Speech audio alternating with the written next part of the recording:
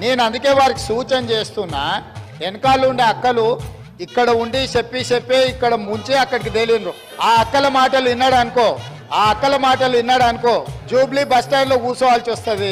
అధ్యక్ష, గుండె మీద చేసుకొని చెప్పాలి అధ్యక్ష. ముఖ్యమంత్రి గారు కూడా ఆ రోజు నేను అక్కగానే ఆశీర్వదించిన, ఆ రోజు పార్టీలోకి వస్తున్నప్పుడు ఒక అక్కగా ఆశీర్వదించిన, బాబు నువ్వు చాలా పెద్దగా ఎదుగుతావు, ఈ రాష్ట్రానికి ముఖ్యమంత్రి అవుతావు, రాయి పార్టీలకని ఆహ్వానించిన నేను. ఈ రోజు మరి నన్నెందుకు కక్ష తీర్చుకుంటున్నాడు నాకు అర్థమైతలేదు. ప్రతిసారి ప్రతి అసెంబ్లీలో ఒక్క నిమిషం ఆగండి చెప్పనియండి.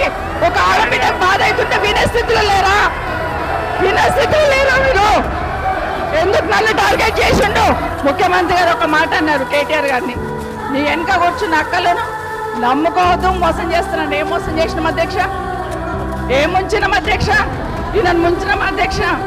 ఈయనను బతిలాడి పార్టీలోకి రా తమ్ముడు అని చెప్పి నువ్వు వస్తే